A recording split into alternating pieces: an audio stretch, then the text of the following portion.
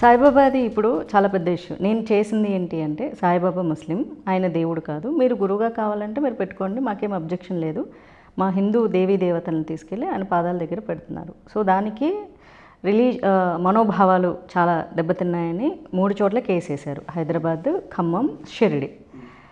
So దీని గురించి అవును, ఆయనకు ఎక్కడా కూడా గురు పరంపర ఇది లేదు అని చెప్పినందుకు సామవేదం షణ్ముఖ శర్మ గారిని భయంకరంగా సాయిబాబా భక్తులు తిట్టారు.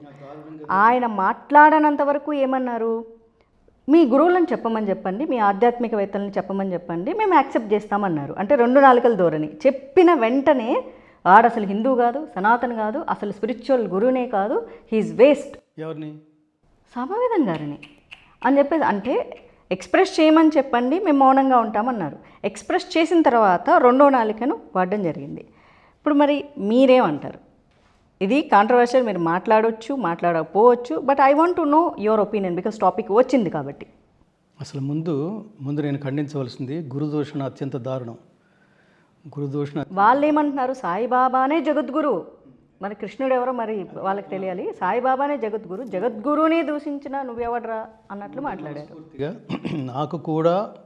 నేను కూడా గురుతుల్యుడిగా భావించే మహాత్ముడు జీవితం ఆధ్యాత్మిక మార్గం వైపుకే తన జీవితం ఏమంటారు మలుపు తిప్పుకుని సినిమా నుంచి మేమిద్దరం అక్కడి నుంచి వచ్చిన వాళ్ళమే.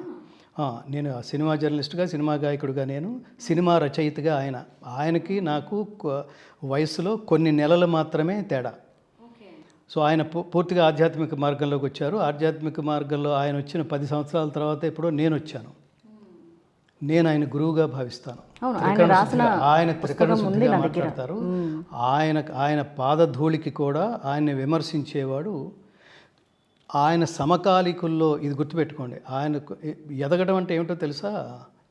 తత్సమానుడిగా భావించే వాళ్ళు ఎవరైతే ఉంటారో వాళ్ళకి కూడా స్ఫూర్తినిచ్చే స్థాయిలో ఎదిగితేనే ఎదగటం. కరెక్ట్. రిఫరెన్స్ కోసం మీరు ఏం చేస్తుంటారు? మీరు ఇతర ప్రవచనకర్తల ప్రవచనాలు కూడా మీరు ఎప్పుడన్నా వింటూ ఉంటారా? వింటే మీకు ఏమనిపిస్తుంది అంటే, నేను డెఫినెట్గా వింటాను, సామవేదం షణ్ముఖ శర్మ గారి ఉపన్యాసాలు నేను వింటూ ఉంటాను, నాకు చాలా ఇష్టం అని గరికపాటి వారు అన్నారు. చిన్న విషయం కాదు అది. నాది కృష్ణ మార్గం. అవును, కృష్ణ మార్గం. ఇక్కడ మీకు ఒక క్లారిటీ ఏమిటంటే, కృష్ణుడు గొప్ప మాట అంటాడు 16వ అధ్యాయంలో, తస్మాత్ శాస్త్రం ప్రమాణంతే కార్యాకార్య వ్యవస్థితౌ జ్ఞాత్వా శాస్త్ర విధానోక్తం కర్మ కర్తు మిహార్హసి. ఏది చెయ్యాలో, ఏది చేయకూడదు, ఏది ఆలోచించాలో, ఏది ఆలోచించకూడదో, ఏ మార్గంలో వెళ్ళాలో, ఏ మార్గంలో వెళ్ళకూడదు, దేని ఫాలో అవ్వాలో, దేని ఫాలో అవ్వకూడదో, ఇవన్నీ నువ్వు తెలుసుకోవడం కోసం ఏది చేయదగినదో, ఏది చేయదగనిదో తెలుసుకోవాలి అంటే దానికి శాస్త్రమే ప్రమాణము. నేను అనుకున్నాను కాబట్టి వీడిని దేవుడు అనేసుకుంటాను, నాకు నచ్చింది కాబట్టి నేను ఈ మార్గంలోనే వెళ్ళేస్తాను అంటే అది నీ కర్మ. దాన్ని సమర్థించడు, దాన్ని ఎవరు ఖండించడు కూడా. నేను వదిలేస్తారంతే. ఆ మార్గంలో పోతున్నావో పో, అది ఎంత ప్రశ్న కూడా చెప్పేద్దామని. అంటే అవధూత లక్షణాల గురించి ఆయన వివరిస్తున్నారు. అంటే సామవేద షణ్ముఖ శర్మ గారికి ఆయనకు అవగాహన ఉంది కాబట్టి శాస్త్రం పట్ల అవధూత లక్షణాలు ఎక్కడా లేవని ఆయనకు తెలిసిన శాస్త్రాన్ని వివరించారు. వివరించినందుకు ఇంత దూషణలు జరిగాయి. భగవంతుడు అంటున్నాం మనం, చాలా పెద్ద మాట అది. అవును, ఎవరిని పడితే వాళ్ళని అట్లా భగవంతుడు అంటానికి వీలేదు. భగవంతుడికి విష్ణు పురాణంలో చాలా గొప్ప రెఫరెన్స్ ఉంది. ఎవరిని భగవంతుడు అనాలి? భగవంతుడికి ఉండవలసిన, ఇప్పుడు అసలు మానవుడు అనిపించుకోవడానికే, త్రిగుణాతీతుడు అనిపించుకోవడానికే ఉండాల్సిన లక్షణాలు ఏమిటో పరమాత్ముడు చెప్తున్నాడే. అలాంటిది భగవంతుడు ఆయనకి ఉన్న ఏమి లక్షణాలు ఉన్నాయని భగవంతుడు అనిపించుకుంటున్నాడు?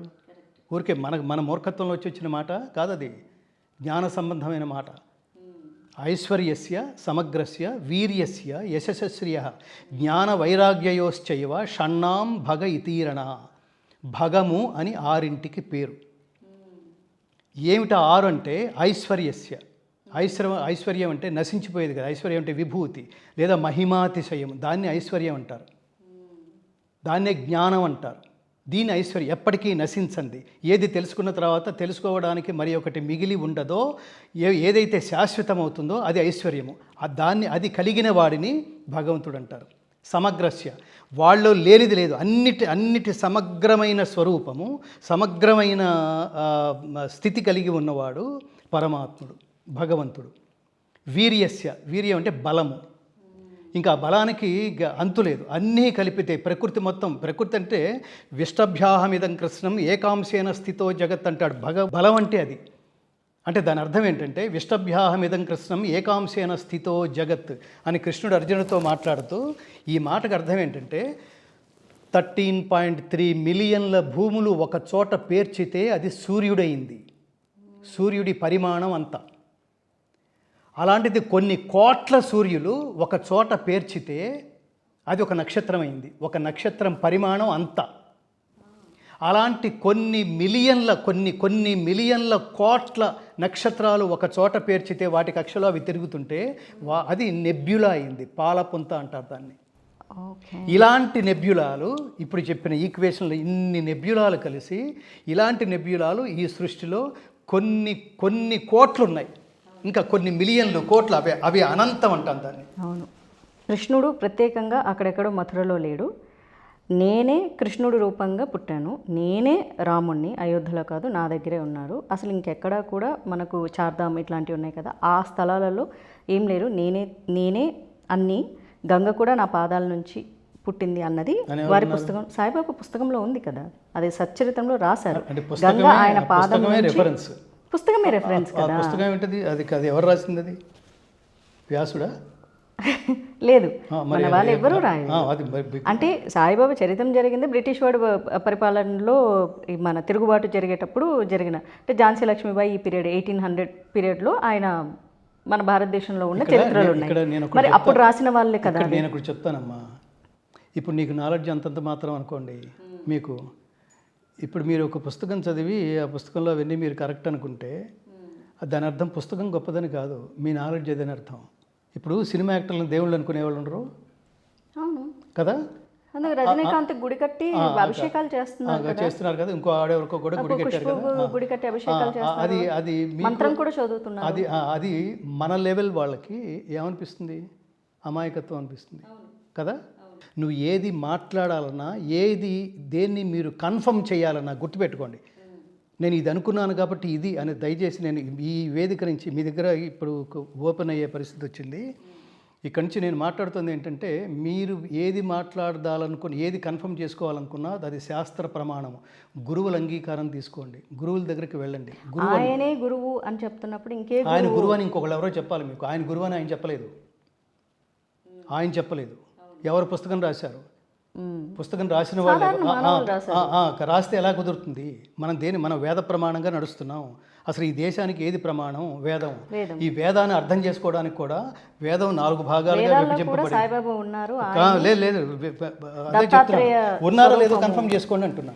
నేను దేన్ని నిందించలేను, నేను దేన్ని అవునలేను. నేను ఎందుకు అవునని మాట్లాడలేదంటే, నేను ఇప్పుడు దీన్ని నిరసన వ్యక్తం చేస్తూ మాట్లాడలా. ఎందుకంటే నా మనస్సులో ఆల్రెడీ ఫిక్స్డ్ ఒక దేవుడు. ఎవరంటే శ్రీకృష్ణ పరమాత్మ. ఎందుకంటే దానికి ఒక ప్రమాణం ఉంది. కృష్ణుడు, నేను భగవద్గీతలోకి ప్రవేశించాను, ఇప్పుడు నేను నోట్లోకి 5 వేళ్ళు వెళ్ళటానికి ఈ సబ్జెక్టే కారణం కాబట్టి కృష్ణుడి మీద ఏగవాలని ఇవ్వకపోవడం, ఈ మూర్ఖత్వంలో లేను. నేను అలా వచ్చిన వాడిని కాదు. నేను విశ్లేషణలోంచి, విమర్శలోంచి కృష్ణ మార్గంలోకి వచ్చిన వాడిని. కృష్ణుడు గొప్ప మాట చెప్తాడు, తల్లి యల్లబ్ధ్వా చాపరం లాభం మన్యతే నా అధికంతతః యస్మిన్ స్థితోన దుఃఖేన గురునా అపి విచాల్యతే. భగవద్గీతలోకి నేను వచ్చినప్పుడు, భగవద్గీతలోకి వస్తూ నేను ఇన్ని ఆలోచించా. భగవద్గీత రికార్డ్ అయిపోయిన తర్వాత నేను ఎన్ని కోట్లు సంపాదించాలి అనుకుంటూ వచ్చా.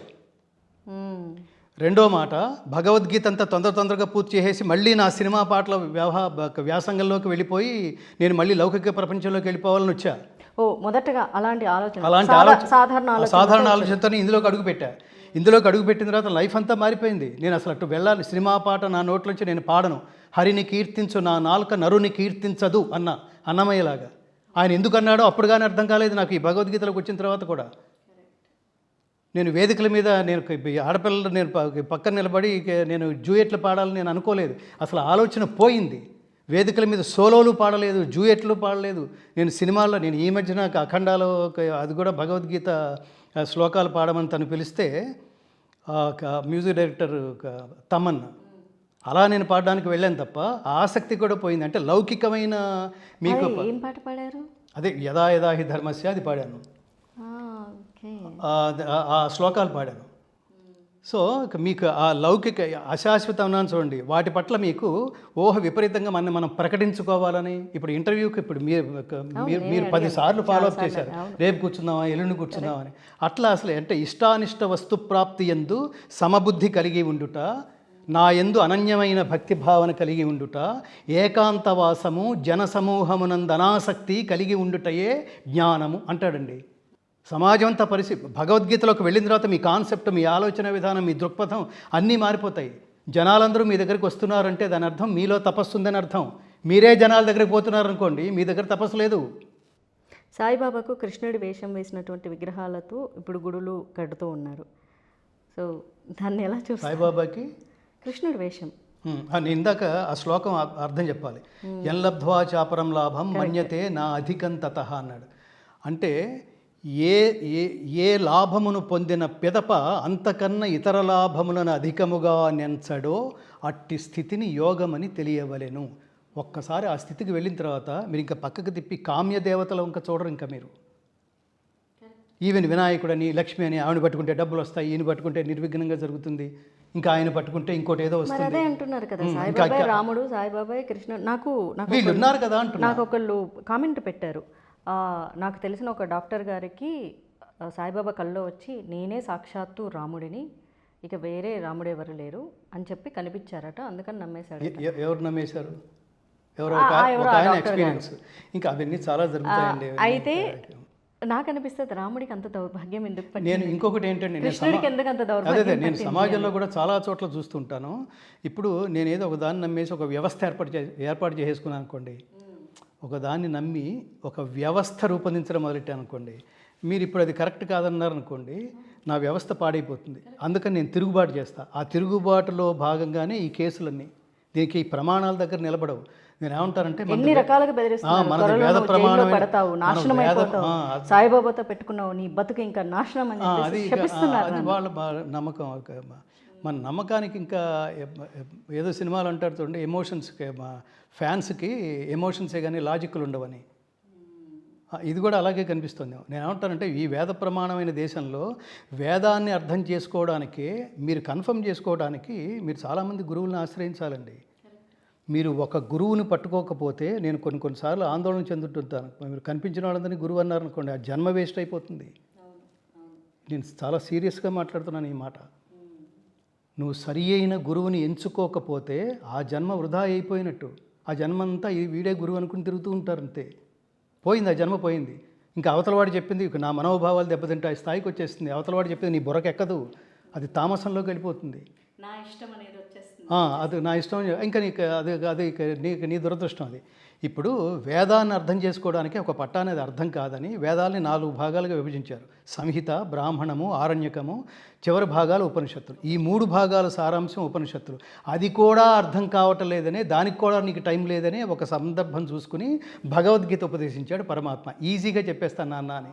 అది కూడా జనసామాన్యానికి దగ్గరగా లేదని మళ్ళీ శంకరాచార్య అనే మహానుభావుడు మధ్యే మహాభారతం మధ్యలో 6వ పర్వంలో ఉన్నదాన్ని బయటికి తీసుకుని ఆ 18 అధ్యాయాలు ప్రింట్ చేసి దాని జనాలకు ఇచ్చి, నాన్న ఇది ఉంది, ఇది చదువుకుంటే జీవితంలో పాస్ అయిపోవచ్చు. ఏ యథా మాం ప్రపద్యంతే తాంస్తథైవ భజామ్యహం మమ వర్త్మానువర్తంతే మనుష్యాః పార్థ సర్వశః. ఏ యథామాం ప్రపద్య అంటే ఎవడెవడు ఏ విధంగా నన్ను తెలుసుకొని కోరుచున్నారో వాళ్ళని ఆ విధంగానే నేను అనుగ్రహిస్తున్నా. నువ్వు ఏ పేరు పెట్టి పిలిస్తే ఆ దైవం ఆ రూపంలో ప్రత్యక్షం అవుతాడు, అలా నిన్ను అనుగ్రహిస్తాడు. యోయాం తనుం భక్త శ్రద్ధయార్చితు. దీన్ని ఇలా లింక్ చేసుకుంటారేమో, మేము సాయిరామ్ అని పిలిస్తే వీడు ఉండగా అసలు ఒరిజినల్ వీడు ఉండగా ఇది దీంతో అయిపోలేదు. దంభేన అవిధిపూర్వక అని ఇంకో చోట చెప్పాడు. మరి దీని కంటిన్యూటీ ఏంటంటే, నువ్వు కామ్య దేవతల వెంట పడద్దు, అది స్థిరం కాదు. కోరికల్ని తీర్చుకోవడం కోసమే దేవుళ్ళ వెనకాల పడ్డామనుకో, ఈ మనుజలోకంలో కోరికలు ఇలాంటి దేవుళ్ళ వల్ల తొందరగా సిద్ధిస్తాయి. ఇది ఎప్పుడైతే అలవాటు పడ్డాయో, జస్ట్ లైక్ దట్, కుక్క బిస్కెట్ వేసినట్టు, దానికి అలవాటు పడితే ఆ టైంకి అది వచ్చి భోజనం అది రెడీగా ఉంటుంది. బిస్కెట్ తీయగానే, చప్పుడు వినగానే.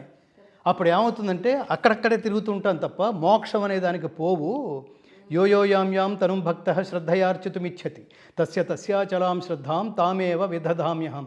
కామ్య దేవతలు నాకు అది కావాలి, నీకు ఇది కావాలి, ఈయన కోరుకుంటే అది వస్తుంది, ఆయన కోరుకుంటే ఇది వస్తుంది అనుకుంటూ అవన్నీ అనుభవిస్తూ ఇక్కడే ఉండిపోతారు. మీరు దానికోసం ప్రయత్నించకండి. అన్నీ ఇవ్వగలిగే మోక్షప్రదాత మోక్షచేత్ జనార్దన, అక్కడికి ప్లాన్ చేయండి అని చెప్తున్నాడు.